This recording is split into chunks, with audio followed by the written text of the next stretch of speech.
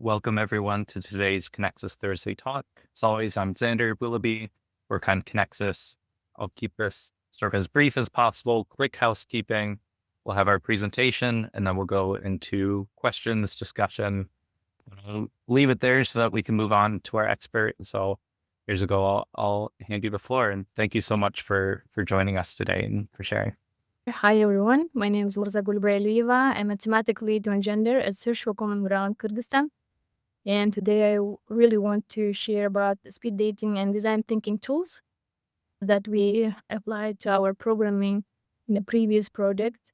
So in our previous project, we could conduct more than 14 sessions on speed dating and more than 6 sessions on design thinking in our Batken province in Kyrgyzstan. And before starting, I really want to thank Xander Emily to having me today and to providing me an opportunity to share our learnings and some our experience. And let me start from sharing my screen. I hope you see this. So today I will explain about concepts, lesson learned, and some recommendations. And let me start from the speed dating. So speed dating, it's a very interactive way of gathering ideas, information from the community. It's an innovative consultation tool designed to facilitate open and inclusive dialogue between decision makers and diverse community members in small groups. It enables rapid discussion of local problems and co-creation of solutions with active participation from the community. So the main goal of the speed dating is bringing together diverse participants to share their ideas and in a short amount of time and collectively identify key issues and potential solutions. So there are several advantages of the speed dating, and first of all, it's a very interactive format. It has an interactive format and it's very inclusive because it includes community representatives from different areas, spheres. This tool helps to identify and prioritize the problems in a very short amount of time, and participation of decision makers and community at the same time. It's also a big advantages of this session. And of course, in the end of the session, participants also could discuss some potential solutions. And it's also can be like one of the big advantages of the session. So participating of the speed dating, the first stage of the participant of the speed dating. So first stage of the speed dating is stakeholder mapping. So before starting the speed dating, it's very important to identify whom we are going to invite to the sessions, because based on this, our success depends on the participants. It is very important to invite different decision makers from different levels, local, regional, province, and maybe national level. And of course, invite different representatives like housewives, farmers, representative from the private sector and the NGOs and other groups. And also it's very essential to invite some experts to the session. So, and of course, we need to ensure that the gender balance also kept. Ideally, we need to invite like 50% of women and 50 men. But sometimes it's hard to keep this balance. But ideally, we need to keep. And also, in speed dating sessions, in general, it should be invited 80 until to 120 people, with a proportional representative from all villages. For example, if we are doing speed dating in a like bigger village and it consists from a little small other villages, so we need to invite like from each village like maybe 30 people and keep the balance. Basic rules of the organizing a meeting. So first of all, we need to prepare one main moderator and several moderators for the speed dating, because all participants should be divided into the separate groups, and these groups based on their profession. For example, farmers are sitting in one circle, representative of the private sector should also sit in a separate sector. And the main moderator is responsible for opening the session, welcome the participants, introduce all participants, including decision makers, explain the event purposes, goals, and discussion rules, and also keep track of time and ensure the session runs smoothly. And the facilitators, moderators of each separate group should facilitate the discussion inside the groups and record all the discussions, ideally to the recorder, or the note taker should take the notes for the reporting purposes. So each group should include 8 to 15 participants. Total number of groups should not exceed 8 because it will be too crowded. And the speed dating sessions should conduct in 5 or 6 rounds. Each round lasts 15 or 20 minutes, depending on the number of questions and groups. So decision makers also should divide it in the micro teams, preferably by the functional areas. And they need to rotate between groups each round until they join to all discussions.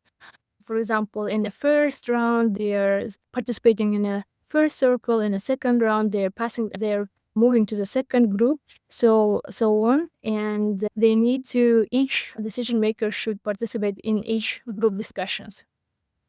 It is very important to identify questions beforehand and to have like a very focused discussion areas. Okay.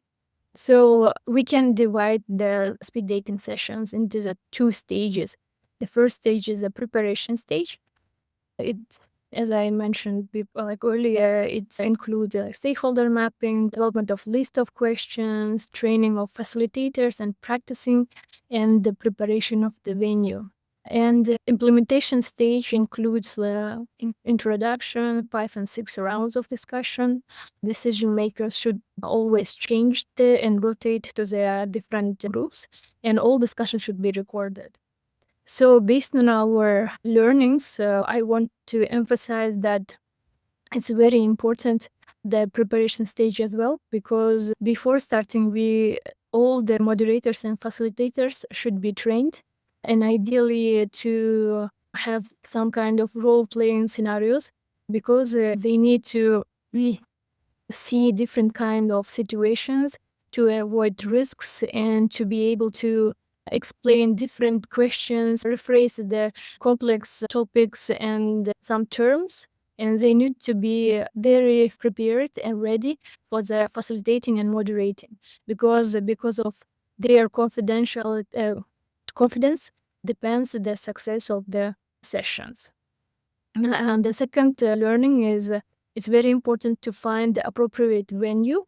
For example, in our case, we usually implement our speed dating sessions in a school sport hall, but there is 2 advantages of the conducting these events in a sport halls. It's easy to access. It's usually it's in a central area and everybody knows this place. But in disadvantages, it's usually with a poor lighting and with the bad sound proofing and a lot of echoes. And it was when there are a lot of people sitting in one room and talking in the same time, sometimes it's very noisy, and sometimes participants couldn't hear each other. And that's why it's very important to find the proper venue with the good conditions, temperature, lighting, and sound proofing, because it's one of the key issues. The second, it's a clear thematic focus. It could be, in our case, we had 2 thematic focuses, 3 focuses. It is on climate change adaptation, gender issues, and social cohesion topics. Otherwise, if there is no any clear topic, usually people, they're trying to raise their own grievances, own private issues, and that's why the flow of the discussion can go to another focus and to another direction. A number of participants, ideally it's 80 until the 100, but if there are a lot of people, it's also very hard to control and moderate. And of course, it's provide clear instructions for the moderators and keep and give to them the sense of ownership. And from the beginning of in the preparation stage, to engage and involve them as an owners. Okay, so it was about the speed dating sessions, and I'm passing to the design thinking tool. Design thinking tool is a human-centered approach to problem solving that focuses on understanding users' need, generating creative ideas, and rapidly prototyping and testing solutions. We conduct the design thinking as a continuation of the speed dating session, and we invited to the design thinking only like 30 active participants of speed dating to the design thinking. And main idea is to discuss the priority challenges, problems in their area, and to find some innovative ideas. So the main key characteristics of the design thinking is this tool is very user focused. It starts with the empathy and deep understanding of the end users. It's iterative, encourages testing and refining ideas through feedback, and also collaborative, involves cross-disciplinary teamwork, and it is prototyping. We can also imagine, visualize, and test during the session. So the common stages of the design thinking, it's as I said, let's empathize, to understand needs and experiences of the users. So this session, design thinking, encourages participants to not generalize the end user, but focus on like perceive as a end user, like one of the neighbors of their village, for example, who a woman, like young woman or farmer, like very focused, and they are trying to try their shoes and imagine their problems. So it's very empathetic and they define, they clearly articulate the problems to be solved. And this session also tries to bring innovative, different kind of solutions, prototype and present. It is actually, it was in our experience. In the beginning, the participants, they usually say that, oh, we need this kind of solutions in the village. And when they, after the session, they totally said that, oh, the previous, our solutions never worked because we didn't think that and didn't prototype and test beforehand. And that's why design thinking sessions helped to our participants to evaluate their solutions before starting before implementing the project. So design thinking format is also very interactive. Usually participants, they're working in groups. Each group works on a different problems, and each group studies the problem in a very detail. They're passing like different stages, and then the last stage is the prototyping and presenting ideas. So there are a lot of some advantages. First is a solution of researching the solutions, finding the end user, prototyping, as I mentioned, and innovative ideas. And also we had some lesson and recommendations. When during the implementation of design thinking, we observed that some topics was very hard to understand for our participants, like topics like climate adaptation, innovative solutions. And that's why we need to conduct some additional trainings for participants. So avoid this kind of risk. It's very important to include like more real life stories, like clear identifications and a lot of examples to explain like complex topics as climate change and other stuff. And also it's very important to engage with youth, because usually in Kyrgyzstan youth are after 18, they're going to other cities to study or going to the abroad to work, and that's why it's hard to engage them. But we like as a learning, we need to. I really want to emphasize the engagement of users is essential, because They are providing a lot of innovative ideas there, and they have like totally different perspectives and point of views. So it was a very interesting journey to apply speed dating and design thinking sessions to our program. And I hope this information will be helpful and useful for you. And I really want to thank my team that they did a great job, because it was kind of not easy to mobilize more than 1,000 people to the speed datings in 9 villages and conduct 6 design thinkers in a 6 day 1 week. So thank you a lot. And I think it is the last slide. Thank you so much for your attention. And if you have questions, please go ahead. Thank you. Wonderful. Thank you so much for sharing both from the project and then also your expertise on design thinking in the speed dating methodology. Michael, I just allowed your mic. I'll hand the floor to you. Thank you. And thank you, Mirzakul. That was an excellent presentation. And I love this speed dating model. And again, I learned a little bit about it from you guys in Kyrgyzstan last year.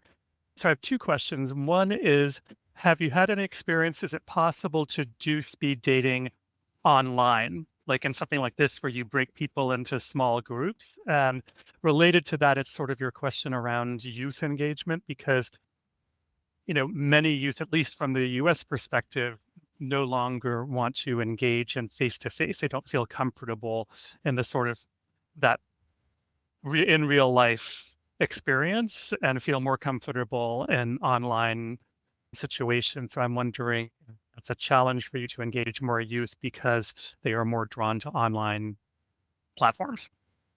Yes, thank you so much for the question. It's an excellent question, actually. Yes, we tried, but I think the main concept of the speed dating is bringing together like different people as well as the youth as well. But in the same time, we have challenges with poor internet in the rural areas. And usually, like the elderly people, they don't unfortunately use internet. And some women, if they don't have like a very modern phones that can be with the cameras and then can join to the Zoom or other platforms, and it wasn't actually unfortunately available right now, but maybe in the futures we will engage only youth through the maybe Zoom or through the internet. Thank you. Nabil had a question that I'm going to add in part of my question as well, who asked about best practices, especially for participant selection and or the count of the number of participants. Because I think you mentioned how many facilitations in 1 week with 1,000 people? Was that in 9 different? Yes. We exhausting. could mobilize 1 week.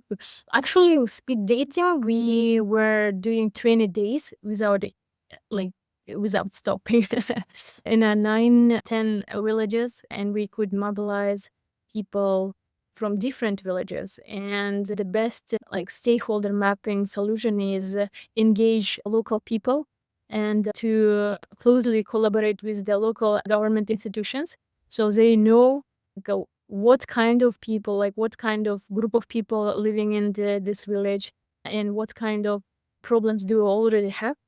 And we try to engage all of them, like religious leaders or like women activists and people with disabilities, youth, and others. So we gave them a list and a number of how many people should be there from which group. And it worked, because we were counting these people are here, so it was very helpful to us to have this kind of mapping beforehand. And then to add on my own question to Nabil's, you talked about the first round sort of keeping people organized by maybe farmers together, or maybe another group. When you're picking moderators for that sort of initial round, did you try and pick moderators that maybe come from that background, or is it sort of general facilitators that are and sort of invite everyone to participate? So ideally, it is very important to bring people who knows this area very well, right? But in our case, we could engage like activists only, because they are active, they know in general the problems in their village. And actually we did like this. For example, we could find some moderators from the other village and rotate them, because when you see your neighbor, sometimes you don't take them seriously, and that's why we rotate some people from the different villages. So when like totally different people coming and facilitating, and your some responsibilities, like, so you have some responsibility, and that's why we did this approach. We used this approach. Makes sense. Thank you. Go to Nabil and then to Anis. Nabil, go ahead. Thank you. Wonderful presentation. Just a follow-up question. When you're dealing with multiple stakeholders, how do you deal with some of the inherent conflicts that exist within the community? How does sometimes some conflicts might come in between, right? When you have different stakeholders who may have views that are antagonistic to each other. So how do you deal with some of the conflict that arises just because there are different people being put on the table? Thank you. Thank you so much for the question. If I understand the question correctly, so you mean that conflict between the government institutions, or what was the question? Could you please? Conflicts between different stakeholders when they're being put together. How Oh, have okay. you come across some of these, and how do you deal with that? Uh, Everything and design. Yeah, thank you. Yeah, for example, in Batken has like different nationalities, and Uzbek and Tajik and Kyrgyz people, and we also engage all of them. And actually, we try to compile the questions very conflict sensitive and of course gender sensitive. And if we see some tensions, of course we try to explain and paraphrase the questions. And thankfully we didn't have such a like big problems with the like different stakeholders. So to avoid this kind of risk, I think it's better to in beforehand to identify some risks and prepare the questions to avoid, maybe to keep them in a separate groups. So I think it will be the main approach. Thank you. Nabil. So to make sure I understood, so you say sort of this process isn't the time to lift up conflict issues and sort of do conflict resolution at the time. It's more of get input from people about different issues. Yes. Okay. Yeah. Anis, let me find you to let you unmute.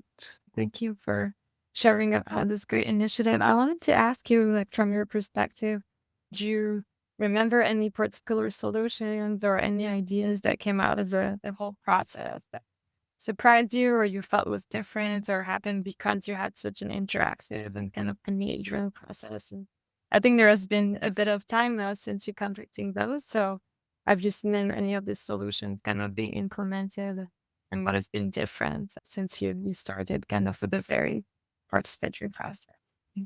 Thank you, Anais, for the question. Yeah, our speed dating sessions had two focuses, as I mentioned, so three focuses. It's a gender sensitive, gender equality, climate change adaptation, and social cohesion. And all the questions were around these topics. And we were asking about what kind of changes, what kind of climate changes do you see and face in your life?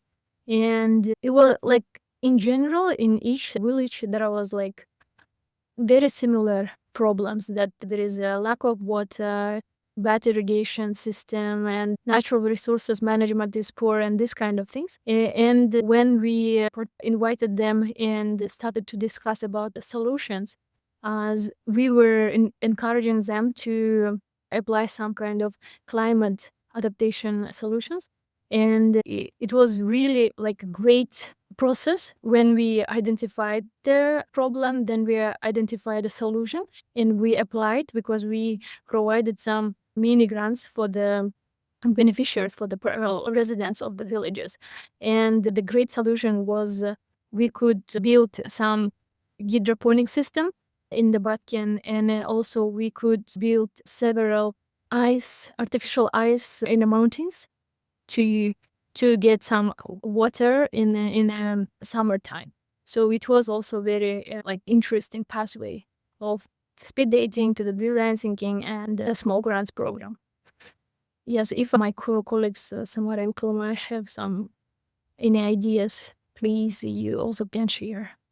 Yeah, so after the speed dating and during the design thinking sessions, these participants were finding new solutions, yes, and so all innovative ideas funded them, provided small grants. So one of them was also as Mr. mentioned, this artificial grass here, and also the liquid wallpapers, like they were from, how to say it, from stew. They were doing this liquid wallpaper, so it's also like eco-friendly solutions. They were Thank you so much, Bowman. Here, I wanted to add that speed dating methodology helped us to maintain this triple nexus. Because for us was a challenge to link climate change, gender, and social cohesion. And because questions were shaped in a way that it articulated and underlined this link, from the very beginning, discussions started with all the three issues discussed, and it allowed us to have some complex solutions to issues of social coherence, climate change, and gender equality. This is first. And second, it's kind of great startup activity at community level. It gives you visibility for such a large-scale multi-stakeholder processes. Other than that, of course, issues being prioritized. And then the thing that element of dialogue in action, where this so can hear community members afterwards as follow-up actions. And we had these cases in our project as well.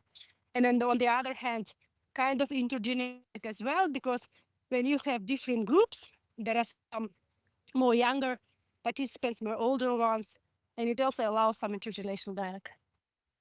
Thank you, Thank you, Samara. Samara. Any other questions?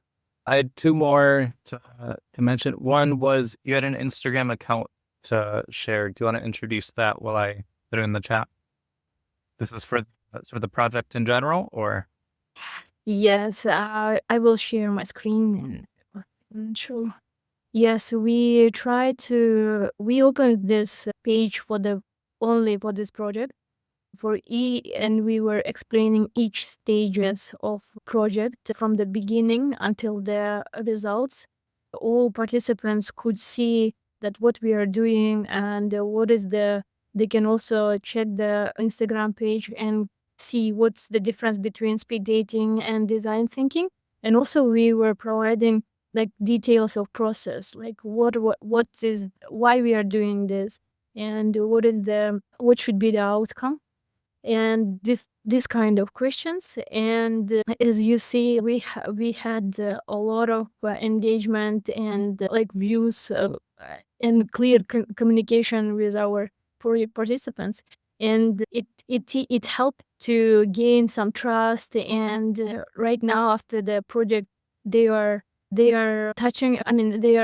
keeping in touch with us, and right now they opened like a lot of, because of the mini grants program, we have opened like a lot of like gardens for the children. Different projects were implemented and the results are really great, and they are sharing all the time about their results, and they could even exceed the results like project had. And we even after the project, we are trying to keep this page alive and post some news publications, any new opportunities for them. We see their engagement and their active participation, and our main purpose was that they will use the speed dating and the design thinking session after the project. So we also gain, we are receiving some emails, like messages from them that they are using these approaches in their villages, and it's really so after this news, we are like happy that this project is sustained. Appreciate it. Thank you. I'm excited to sort of dig back and catch up. Going through the list, I mean, we have people on the call from Indonesia, Kenya, Nigeria, see Belgium, I see a few others. So I'm curious of sort of people have shared the link, look at the methodology, they've heard from you today. What are the types of efforts or projects that you think that people should look forward to try out this methodology, and where might it not work as well? Or sort of what advice would you have for people that say, okay, here's this really interesting methodology, we want to try it out? No, it's actually a great question. Thank you for this, because usually people asking like when, where we should use this approach only for gathering with the community or decision making. No, of course, we can apply this approach everywhere. For example, in our office, like decision maker, of course, in our office, the director or management, and in a school, for example, the teachers can do some speed dating and engage like directors and managers. Why this? The uniqueness of this approach is in a very short amount of time, you are doing like a baseline, or I don't know, you are doing like great big research and a short, and you can find like really important problems, issues, and the solutions in the same time, and discuss clearly. And when we, for example, the communication between community and like managers and decision makers are getting better through this approach, because we had the situations in Batken, for example, when we do speed dating, some people say that, oh, we have this problem, and so they were discussing a lot of this problem, and decision makers came and said, oh, we actually solved this before, like 2 months ago. Why didn't you check, or why didn't you ask? And this is a communication gap between people who are living in the same village, and this kind of approaches are really helpful to be accountable and to improve their communication between different stakeholders. And of course, design thinking also, it's a kind of, I love this session, for example, approach and methodology, because it is not generalizing the problem. It's very focused problems. And when you apply the decision or any kind of project, it's very focused, and actually it's very effective. For example, based on our previous experience, one of the group, they said, oh, let's open the, I don't know, fitness club in our village for the women. It's very innovative, it's very interesting, it's very, and some of them said, oh, we actually already opened and didn't work.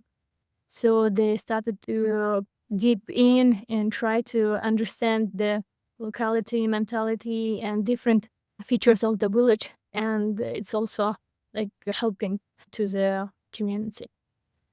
So I hope I could answer to the question. Yeah, definitely.